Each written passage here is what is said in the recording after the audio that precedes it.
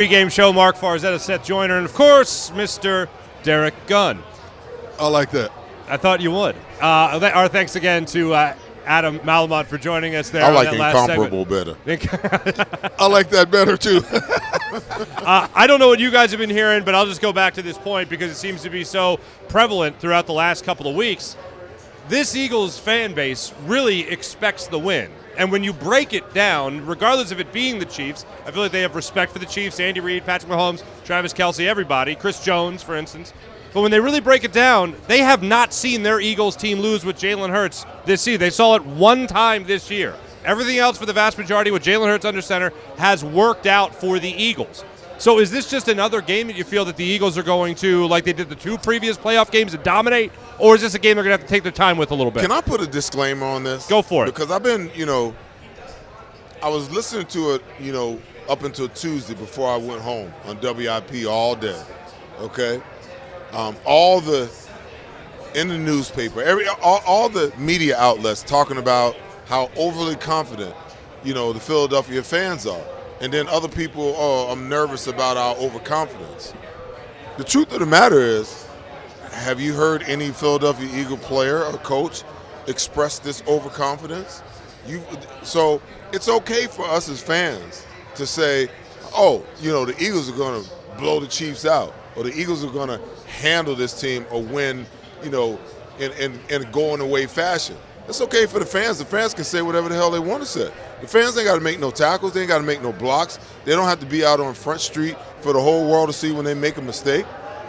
As long as the players respect the Kansas City Chiefs and Patrick Mahomes, that's all that matters. Because once the ball's in the air, the whistles are blowing, and the first time, someone, goes to block somebody or tackle somebody, all of that thought just kind of goes out the window. Now you get down to the meat and potatoes of this whole thing, and it's our 53 guys against your 53 guys, and may the best team win. Mm-hmm. You notice I said the best team win. Absolutely. Philadelphia Eagles are the best football team. Gunnar, I want to get your response to that in a second, but our man is standing by right now, and he is in a very loud place, and that place is State Farm Stadium out there in Arizona. Our NFL Insider brought to us by Thrive Financial Services. Our friend John McMullen is standing by. John, how are you, my friend?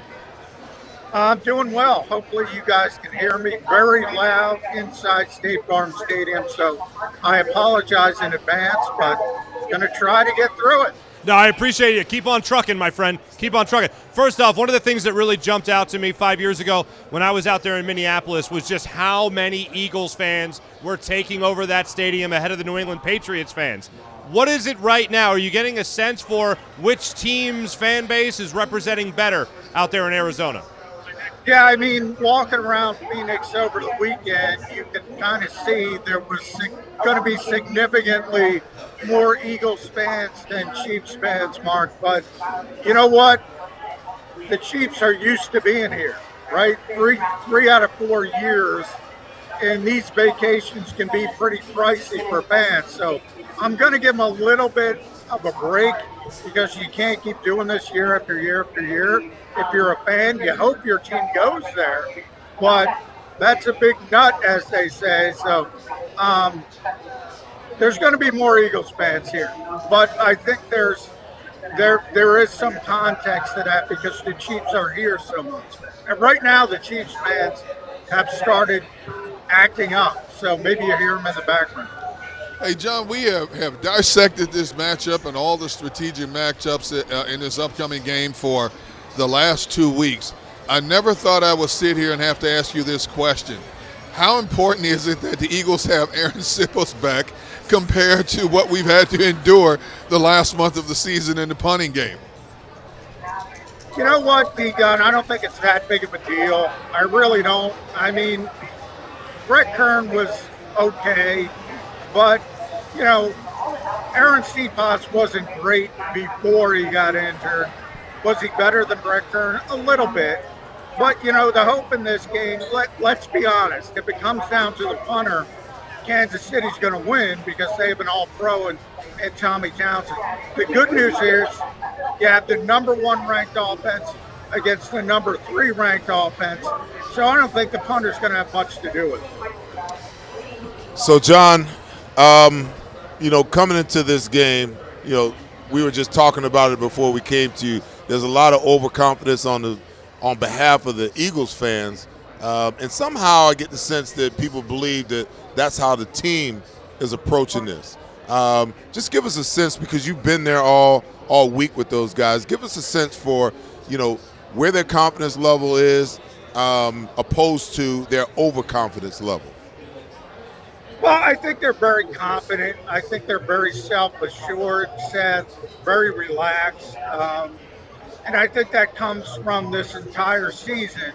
I heard you guys talking about Jalen Hurts.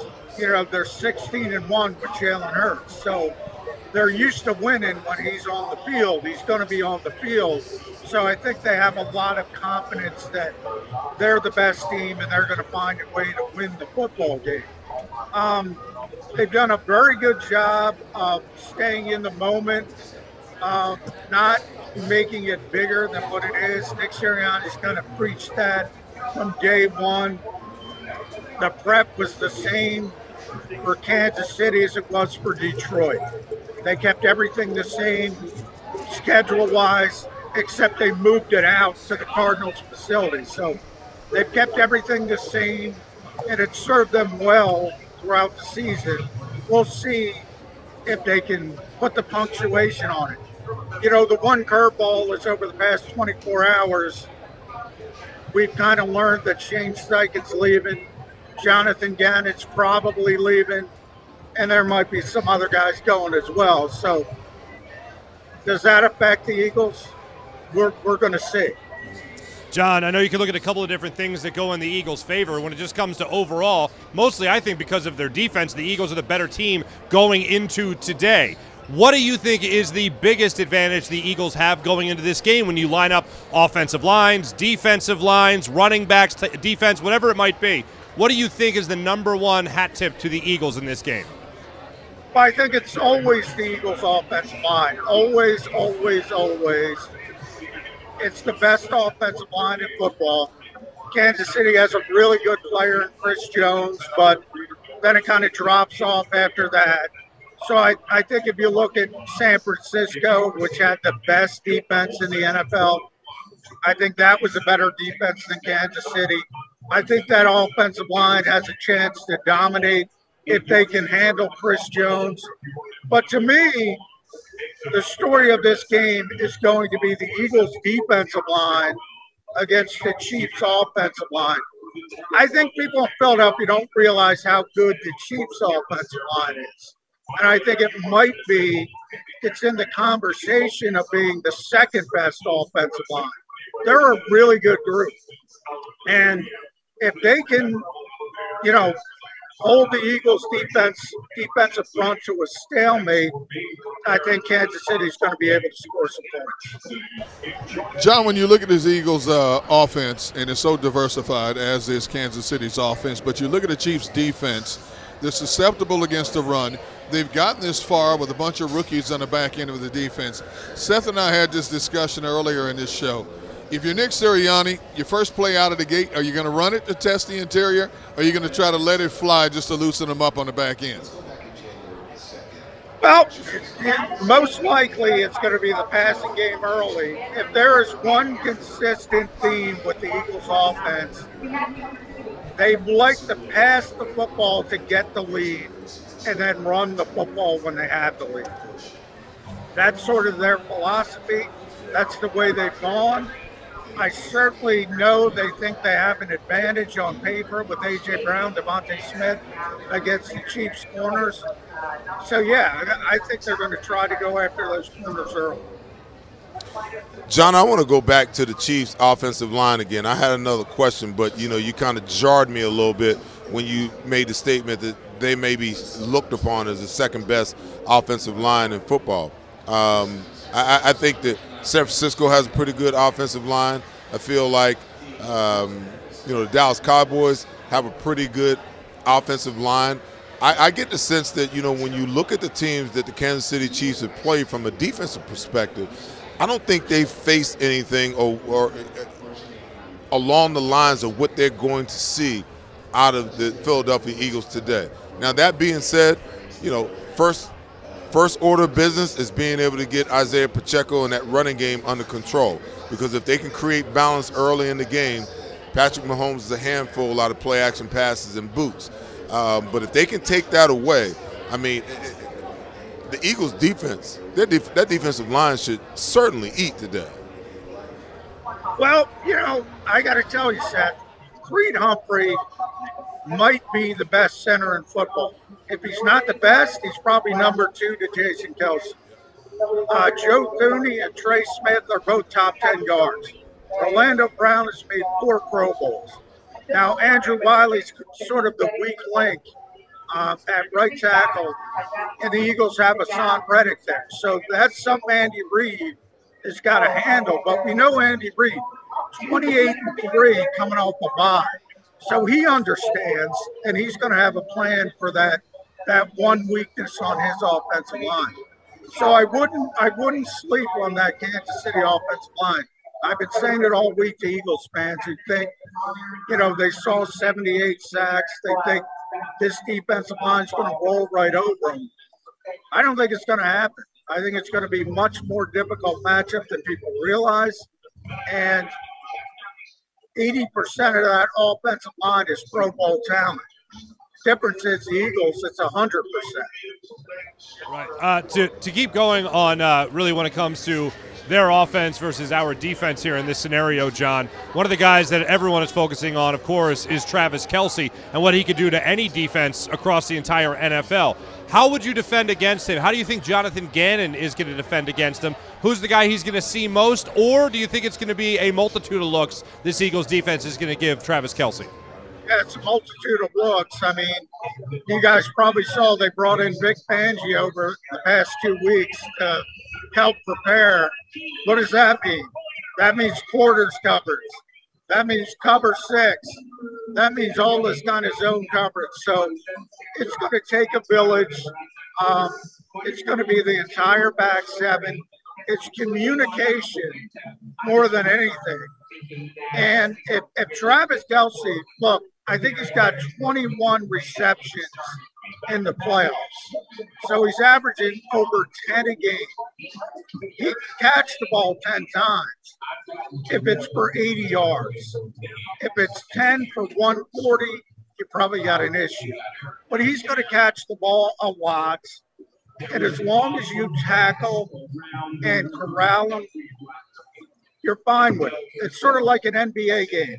Let him score 30 and stop everybody else. Hey, John, which one of the Chiefs' running backs concerns you the most? They just reactivated Clyde Edwards-Helaire for this game, who's well-rested, had an outstanding young talent. Jerick McKinnon, very good catching the ball out of the backfield. And Isaiah Pacheco, this 7th-round pick does any and everything for this team. Which of those 3 concerns you the most? I'm more concerned with McKinnon in the passing game more than a running game. But obviously, D-Gun, Pacheco is their guy running the football. So it's not going to be Clyde Edwards-Helaire getting a lot of carries. Isaiah Pacheco's been their guy. But I'm more concerned about Jerick McKinnon in the passing game than I am Isaiah Pacheco in the running part. So, John, you know, you keep giving me these tidbits and throwing me off my original questions. I saw that article this morning when I woke up. Someone texted to me about the Eagles bringing in Vic Fangio, you know, over the last 2 weeks to help with, you know, with the defense. I know that Vic Fangio, you know, is a 5-down guy. You know, there's a lot of things that he likes to do that, you know, Jonathan Gannon is one of his disciples. I guess the question in a lot of ways can be, you know, it has a lot of what we've seen by this number 2 defense a result of Vic Fangio's presence. But I also know that Vic Fangio is a guy who can be aggressive at certain times, much more aggressive, you know, than maybe Jonathan Gannon wants to be. And having a guy like that around for the last 2 weeks can kind of change your perspective a little bit. I believe that there are going to be some times and some situations where they're going to have to come with some pressure at Patrick Mahomes. The ability to disguise it, the ability to disguise coverages, you know, is huge, you know, today. Just go a little deeper with this Vic Fangio thing, because I find it very, very interesting that, you know, you could go an 18-game schedule, 2 games in the playoffs, and then the interim week leading up to the Super Bowl and the Super Bowl week, you hire a guy to come in and work 2 weeks. It's already a defensive coordinator somewhere else. Yeah, it is strange. I'm a little surprised the Eagles did it for a lot of reasons. One, there was sort of this incorrect narrative going around all season that Vic was a consultant. And every time I said he wasn't a consultant, people would say, no, he is, because there was an erroneous report early in the season. What happened was he showed up for training camp. Jonathan Gannon, they didn't know each other, by the way. He's not a disciple. They didn't have a great relationship. Jonathan just liked his scheme and sort of built his defense in the mold of Vic Fangio's scheme. So those two developed a relationship. They would text on occasion, more about golf than anything else, JG would tell me. But once they made it to the Super Bowl, they said, hey, you want to ride with us? And if you want to come along, we'll have you along, because he's one of the best defensive minds in football. I don't think it's that big of a deal, but I think what it tells you more about than anything else, Seth, is Jeffrey Lurie will do anything his coaching staff wants if he can do it. And he'll pay somebody for 2 weeks if they want to use him as a sounding board. For those who don't know, the Eagles brought in Marcus Brady, the old Colts offensive coordinator, to be a consultant when he was fired. So they do this kind of stuff all the time. He was just a sounding board over these 2 weeks. I don't think you're going to see drastic changes, but I think it tells you something about Jeffrey Lurie more than anything else. Gotcha. John McMullen, before we let you go, of course, it is that time of our weekly check-in with you, as we've been doing all season long. What is your official prediction for Eagles-Chiefs Super Bowl 57? Well, I've been with this team day one of OTAs right here in the Super Bowl 57, and I've only seen them lose once with Jalen Hurts on the field. So ultimately, I think they're the best team. They're the more well-rounded team. Kansas City's top-heavy. Patrick Mahomes is the best player in football. Chris Jones might be the best defensive lineman in football. Travis Kelce may be the greatest pass-catching tight end in NFL history. But it falls off a table from there. The Eagles are better. They're deeper. I think they find a way to win the game 31-27. Wow. Love it. John McMullen, thank you so much, brought to us from State Farm Stadium in Arizona by the great people at Thrive Financial Services. John, thank you. Thank you, guys. Absolutely. Not so bad. Definitely party out there in the press box. At least you can hear the party from the press box, at least. And I'll just say this for the Eagles fans that are watching right now on YouTube and 6abc.com. I'll never forget being out there at Super Bowl 52 right before kickoff. And I remember, I think it was Scott Hansen actually putting it out there, saying, let me hear all the Patriots fans, light murmur. Let me hear all the Eagles fans, thunder. Rain down upon that field from the Eagle fan takeover out there at US Bank Stadium. We'll be back with more Eagles pregame with JAKIB